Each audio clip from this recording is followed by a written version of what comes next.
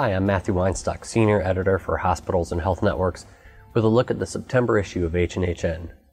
Managing Editor Bill Santamore is going to profile a couple of stories in the magazine, including our cover story, which takes a look at healthcare's costliest 1%.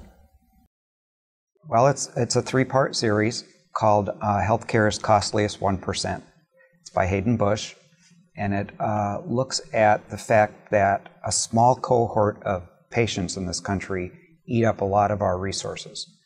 For instance, 1% eat up about a third of the healthcare resources, and 5% use fully half of them.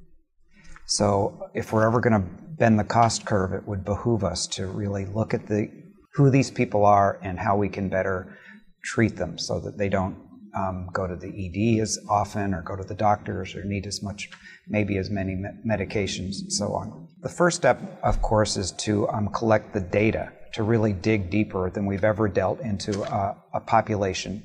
Find out who these people are that are frequent users, high utilizers as we call them, and then really design a treatment for them that keeps them from coming into the ED as often as they do now. For instance, Hayden talks about, in this opening story, he talks about a neighborhood in New Jersey in which the hospitals worked with patient advocates and others to really go block by block to track who uses the emergency departments the most frequently in these areas.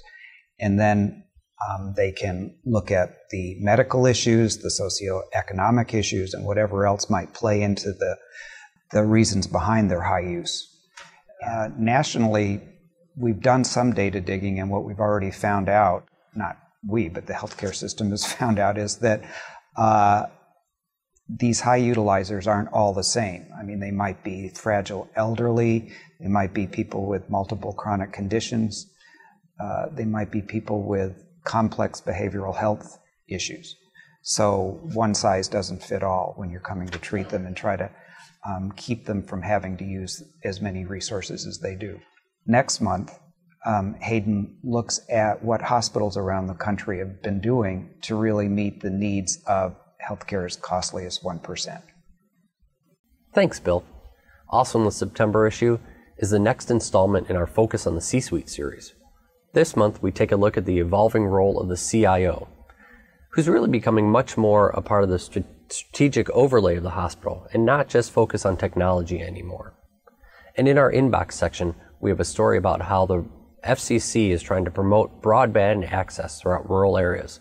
Rural hospitals find that they struggle with some IT initiatives and quality of care because they cannot link their telemedicine to larger tertiary hospitals. So that's a look at the September issue. Thanks for tuning in.